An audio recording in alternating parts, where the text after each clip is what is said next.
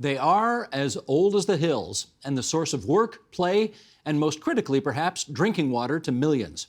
The Great Lakes span an international border and several other jurisdictional boundaries. As such, there is an inevitable juggling act as governing bodies in those places come and go.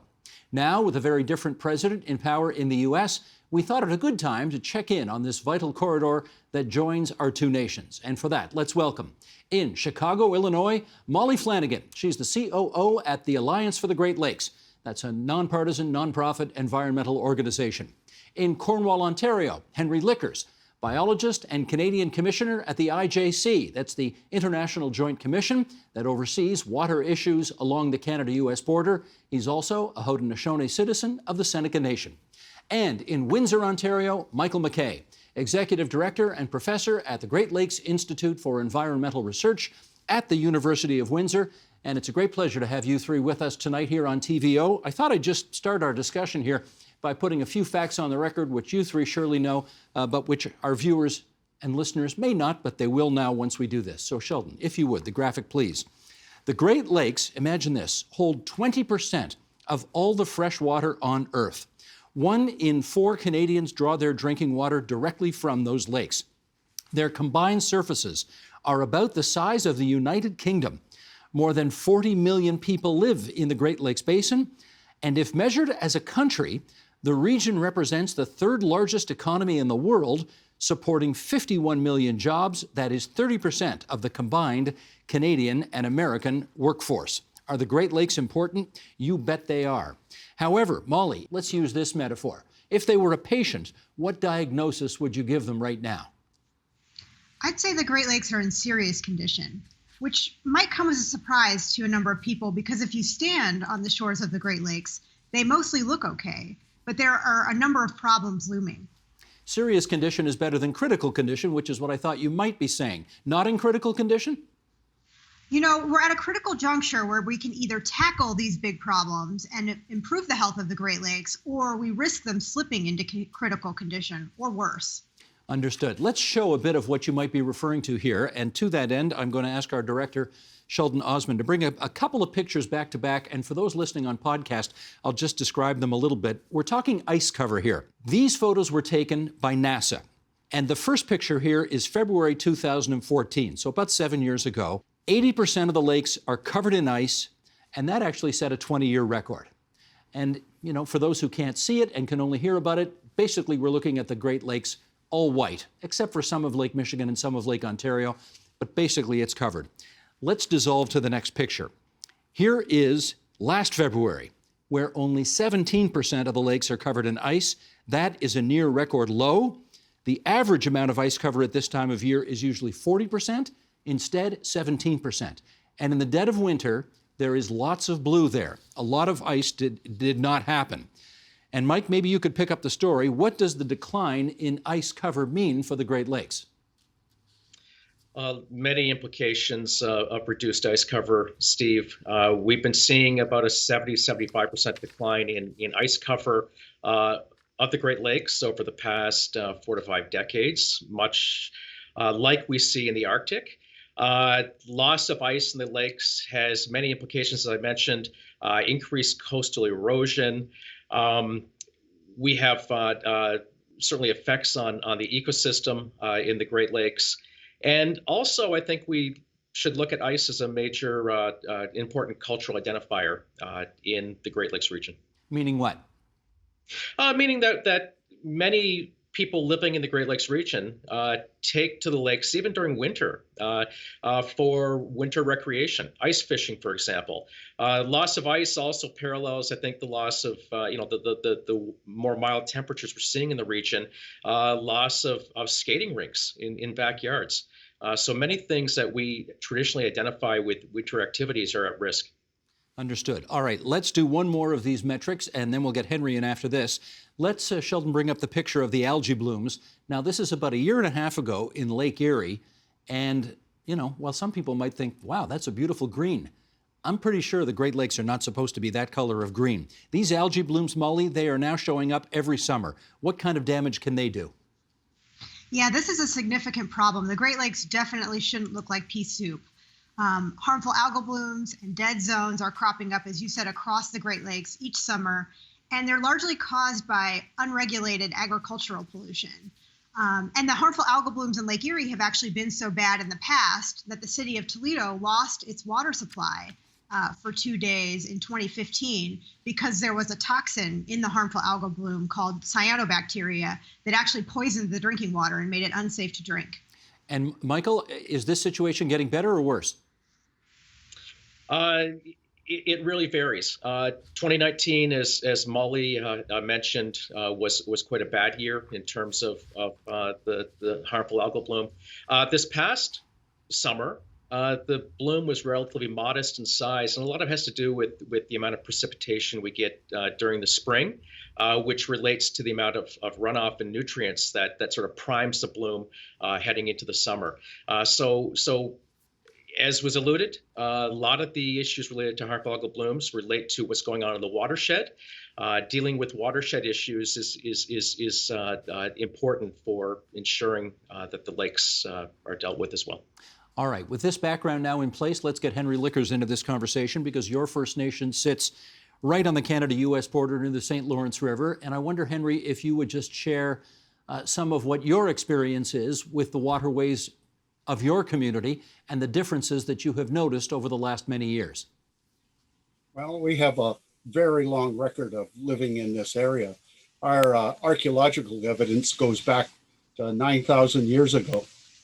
Some of the grandparents call it when the ice left, that's when we arrived.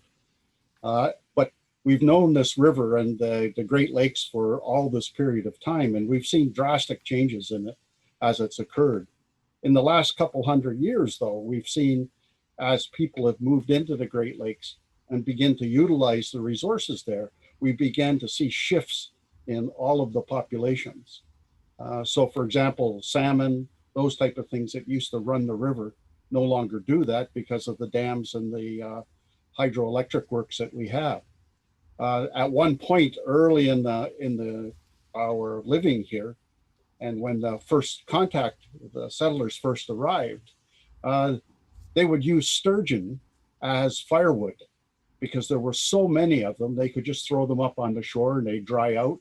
They had lots of oil in them, and you could throw them straight into a boiler and burn it in order to make steam for your ships. Eels were in the trillions. And today, when you look at these great fish in the St. Lawrence, you don't see anywhere near that. And so there's been many, many different changes of that type. And the Mohawk people and the Haudenosaunee people, Anishinaabe people in the area have been worried about the St. Lawrence and about the Great Lakes in general for hundreds of years. Henry, you mentioned that when the dams were created, that changed a lot of things about your traditional way of life. What about other reasons as well? Pollution or the way that tourism is used in the area? What contribution have they made? Well, of course, the St. Lawrence Seaway and the Great Lakes were looked on as a great resource. And so they utilized it, built industries by it, used the power in order to produce aluminum and other metals and things like this. And at that time, the solution to pollution was dilution. You just threw everything into the river, and of course, it would all go down the river to the sea. Well, when they did that, they contaminated the fish, so much so that our people couldn't eat them the way we did. And remember that the Haudenosaunee people, like 75% of our protein source came out of the St. Lawrence River in the form of fish. And so we no longer had that. And we had to change our diets. And when we did that, we changed them to high carbohydrate diets, which now leads to something like 75% of the people at Akwesasne having abnormal glucose tolerance or diabetes. I myself have diabetes as well. So massive changes to the ecosystem, but also changes to the society. Fishing was a mainstay. Everybody knew how to fish. Nowadays, we have to teach our young how to fish, but they can't eat the fish in many cases. So this changes the culture, changes the way that you look at the river. We still love it, and it's still a gorgeous river, but you're always afraid. Molly, what about invasive species? What's happening on that front?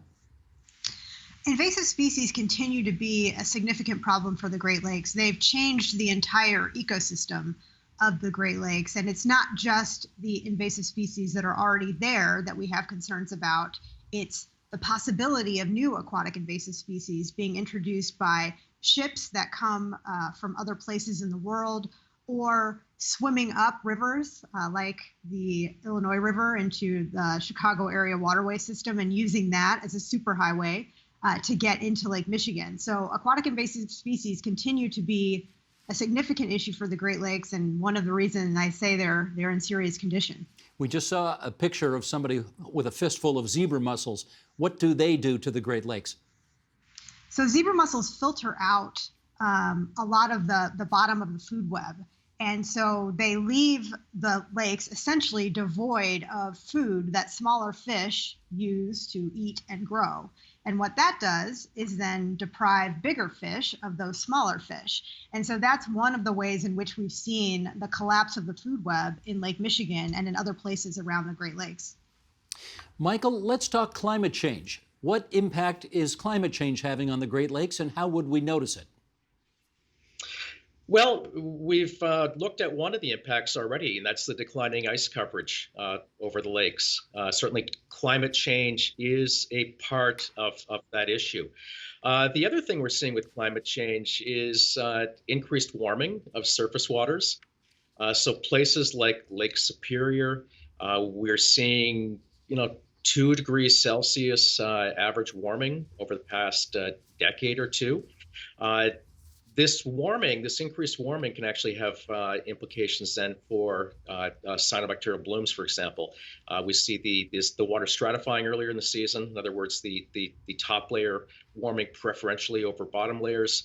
That allows for more heating in that top layer. And things like these cyanobacteria that cause these harmful algal blooms like warmer water.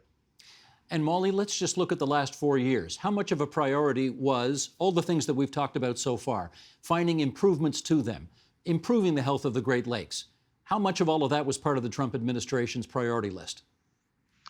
It was clearly not a priority for the Trump administration. I would say the Trump administration really took the United States backward in terms of protecting the environment and public health. And there is a lot of damage to be undone over the next 4 years. And Henry, I should get your view on that as well, because you, of course, work with the IJC, the International Joint Commission, which is a Canada-U.S. international organization. You would have had to deal with Trump appointees on that organization, presumably. What was your experience? Well, when Trump came in, of course, I was worried. I was worried about the people who would be put on the commission with me, since the commissioners serve for the transboundary waters. That's what we work for, is to protect them and to take care of them. And we were worried I was worried anyways, that this may not be the way that they thought of it. However, when they came on board and we sat down and we started to talk about the Great Lakes, talked about, 2 of the people were from Michigan, someone was from Montana, New York State. I suddenly found people who were very worried about the Great Lakes and how they were functioning. And as we put all of our skill sets together, their skill sets and our skill sets from Canada, suddenly we had a cohesive team that could look at a lot of these problems. And we began first to search out people within the Great Lakes to find out what they thought the issues were. Well, that's interesting. Mike, let me follow up with you on that, because to the best of my knowledge, when we did a program about this, I guess a year or two ago, there was something called the Great Lakes Restoration Initiative that the Trump administration, I believe, wanted to cut their budget something like 90%. Never ended up happening. Do you know why?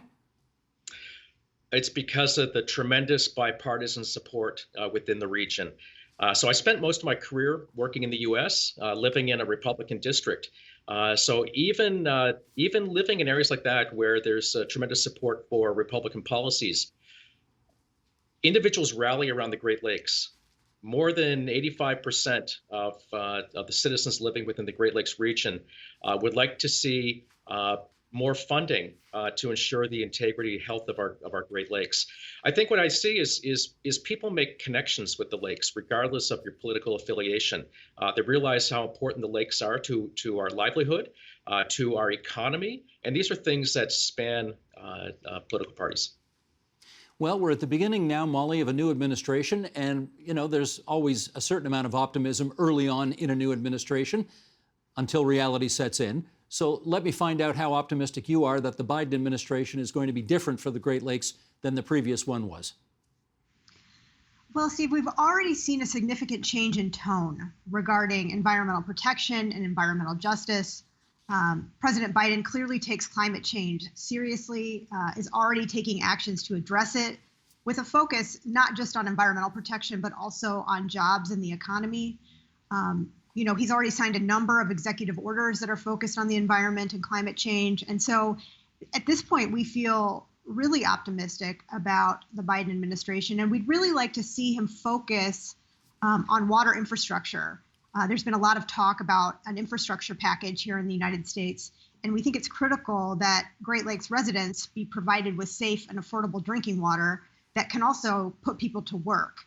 This gets to a point that I think Henry made earlier, is that we really can't divorce the health of the Great Lakes from the health of the people who live around them. Yeah, Michael, you're just across the border, well, a little ways from Flint, Michigan, but certainly a lot closer than the rest of us are. Are they drinking can they drink the water in Flint yet? I mean, when you talk about water infrastructure, it seemed to me that they ought to be near the top of the list.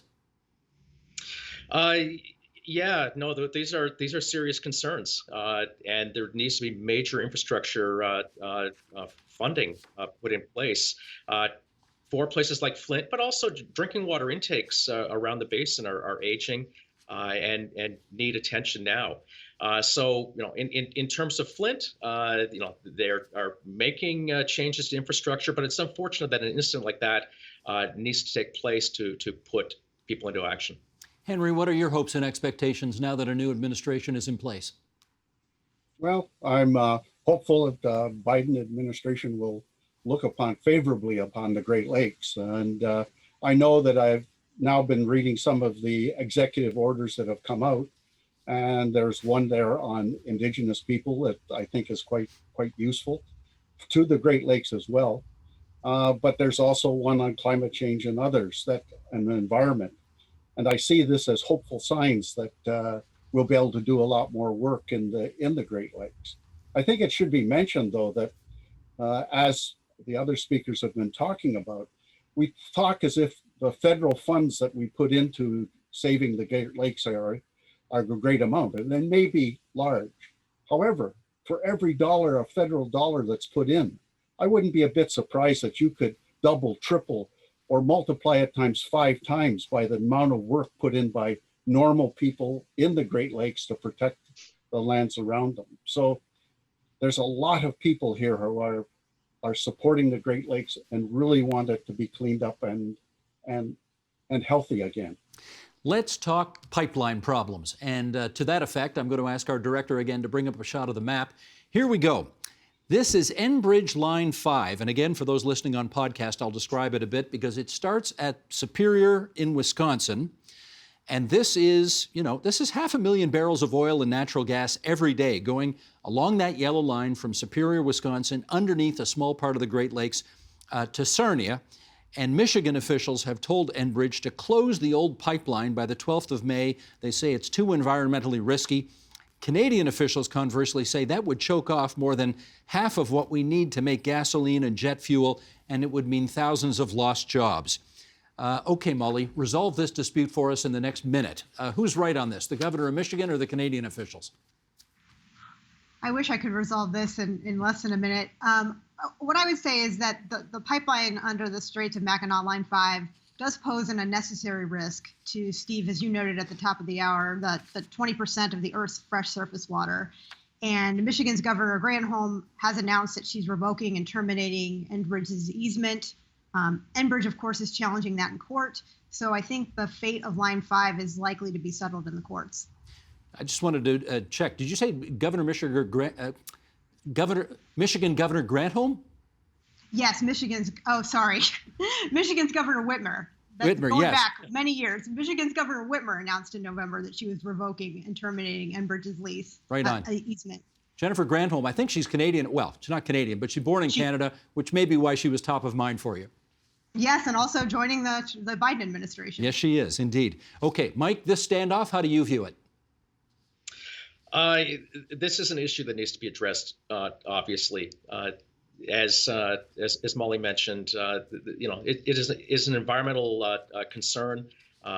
If that pipeline is breached, such as one of the other Enbridge pipelines was at Kalamazoo, into the Kalamazoo River several years ago, in a major environmental disaster awaits, needs to be addressed. But on the other side, we do have a lot of jobs in places like Sarnia that rely on that, and we don't have mechanisms in place right now to deal with the deficit. Heating oil, gasoline that's coming from that, propane, and it's not just southwestern Ontario or Canada, but it's also Michigan and the state of Ohio as well.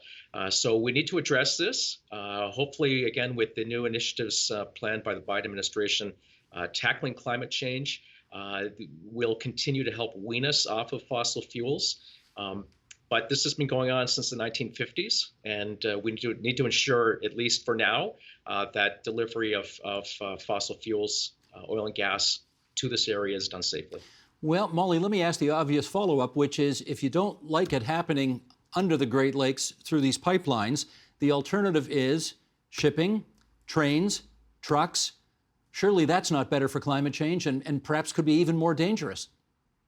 Yeah, and that's what makes this a really complicated issue, is that moving oil from pipelines onto ships or trains obviously is not a safer alternative for communities that live around the Great Lakes, or potentially for drinking water. We definitely don't think that crude oil should be moving on vessels on the Great Lakes. And so that is a really challenging issue, and one that we need to be cognizant of. Anywhere we shut down oil movement, we're potentially moving that oil elsewhere.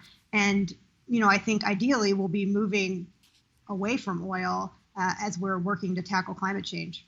Well, if you think that's a tricky issue, we're going to talk about one that's even more complicated right now, and that's nuclear waste. Because Canada's Nuclear Waste Management Organization has been tasked with finding a permanent home for the, get this, 3 million spent nuclear fuel bundles. And one place that they've been considering for several years now is an area in the South Bruce near the shore of Lake Huron. They would like to build a big state-of-the-art underground vault there for all the spent nuclear fuel bundles. Right now, all the material is just sitting above the ground at the nuclear power station. Okay, Mike, get us started on this. What's the solution here? Well, we need a long-term solution. The U.S. has been grappling with this for decades now. In the late 1980s, they identified a location in Nevada, Yucca Mountain, as being a geologically stable location where they could bury spent nuclear waste from nuclear power facilities across the country. That was 1987. Throughout the late 1990s and the Bush administration, they tried to revive the initiative. And we kept hearing the same thing, not in my backyard. Now, not that the location in Nevada was directly in someone's backyard, but moving that spent nuclear fuel from the power stations across country by rail was passing through the backyards of people. And again, lots of community lobbying that went on that have continued to stall that initiative even through now. So we're looking at this situation in Canada, and again, we need to have a stable situation, a stable repository, because we have the matter of the fact is we have this spent fuel waste, and my concern about the way it's been handled until now is the security. The spent fuel rods are stored either in wet storage in pools or dry storage after just 7 to 10 years spent in a pool, and they could be the targets of terrorism. That's a big concern. And so identifying a location 1,000 meters underground in a geologically stable location is a priority, I think. Is a priority, but how about right beside Lake Huron? Are you okay with that location? Again, I think if we can identify a place that has the least potential disruption to the environment. There's not going to be a single place that fits all those criteria. But again, when we're looking at a resource such as the Great Lakes that provide drinking water to tens of millions of people, that should certainly weigh into the consideration of where this is located. Henry, what's your view on the advisability of putting that nuclear waste storage facility on the shores of, I shouldn't say on the shores of, on the Bruce Peninsula near Lake Huron?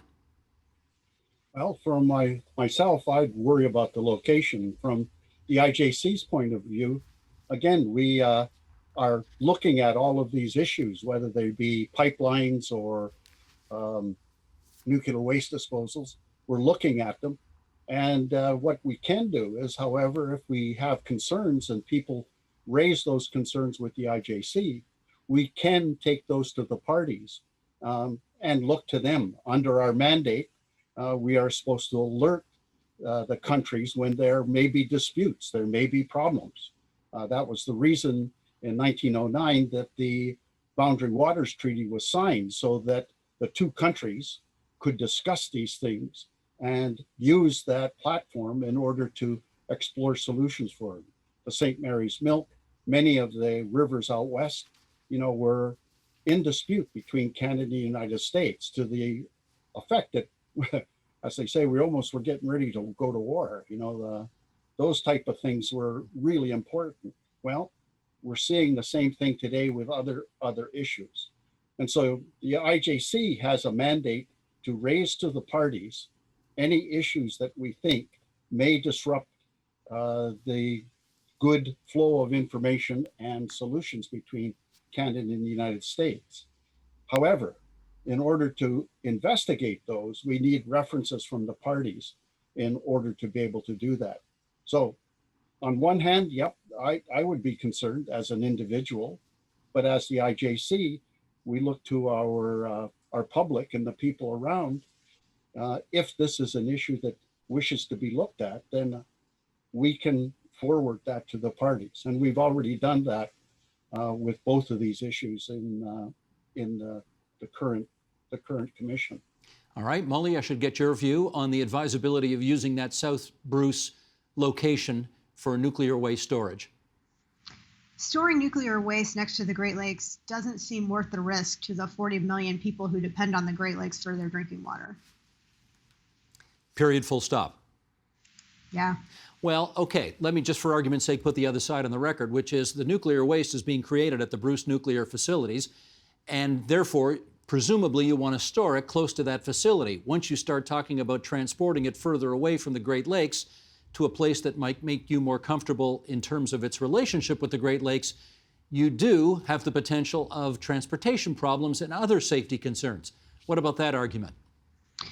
Yeah, unfortunately, I don't have a great alternative to propose. This is a really difficult issue. People feel really passionately about it. And as Mike pointed out, in the United States, we've long looked at Yucca Mountain as a potential place to store nuclear waste, but you run into all kinds of issues, including the transportation issue, Steve, that you bring up, and the fact that places like Yucca Mountain are sacred lands for Indigenous people here in the United States. So this is a really challenging one.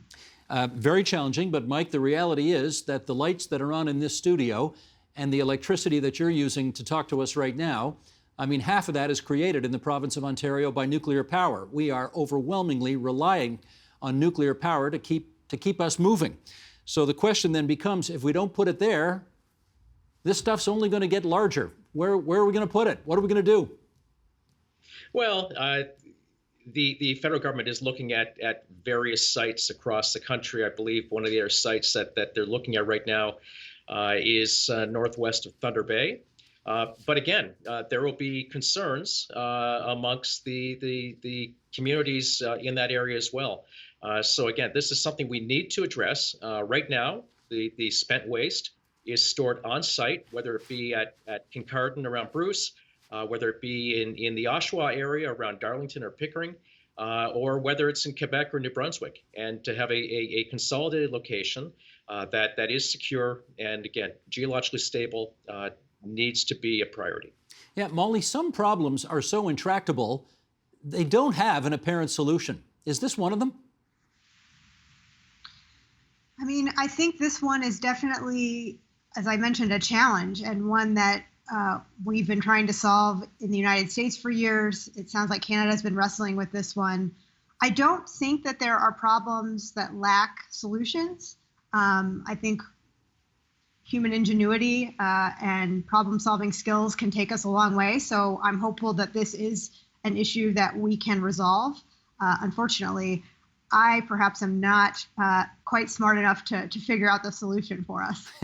All right, well, let's go to Henry with this then. Henry, in our remaining moments here, pick one problem related to the Great Lakes that you care deeply about and tell us how it could be solved.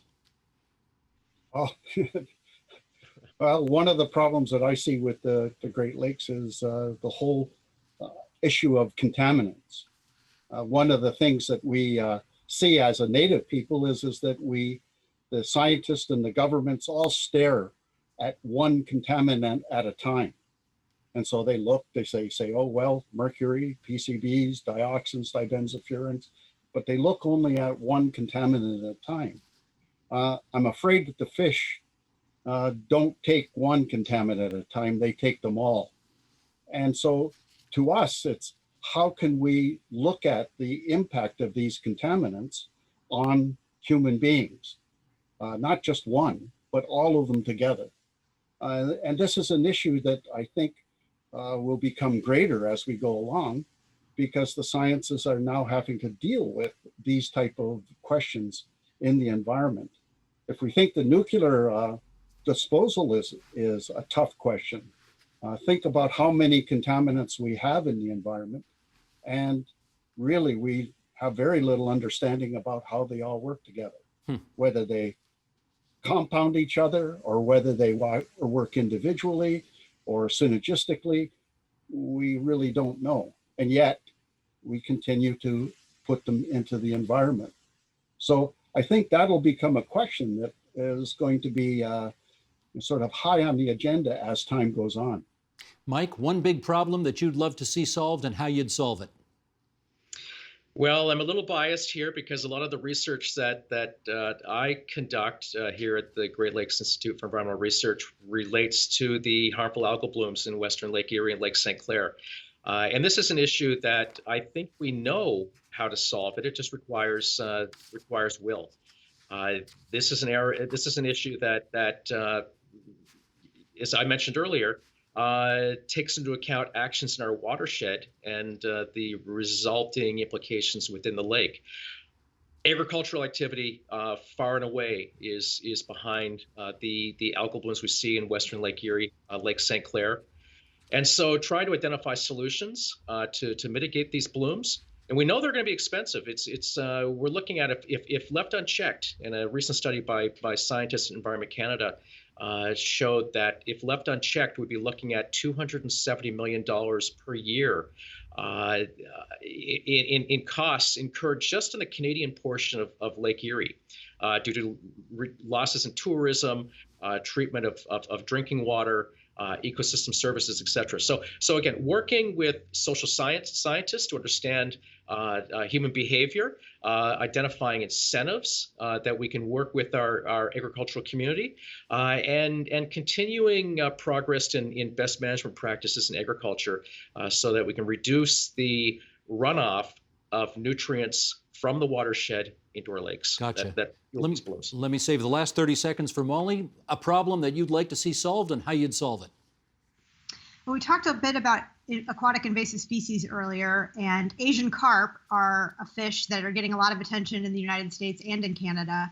And recently, the U.S. Army Corps of Engineers and the state of Illinois and Michigan have all of the agreements and funding in place to move to the next phase of a project that's designed to keep Asian carp out of Lake Michigan and out of the Great Lakes. So they've designed an Asian carp gauntlet that includes a number of technologies. And if we can get those technologies put into place, we hope that we can keep Asian carp out of the Great Lakes forever. My thanks to Molly Flanagan, Henry Lickers, and Michael McKay for spending so much time with us here on TVO tonight. Thanks so much, you three, and be safe out there. Thank you. The Agenda with Steve Paikin is brought to you by the Chartered Professional Accountants of Ontario. CPA Ontario is a regulator, an educator, a thought leader, and an advocate. We protect the public. We advance our profession. We guide our CPAs. We are CPA Ontario. And by viewers like you. Thank you.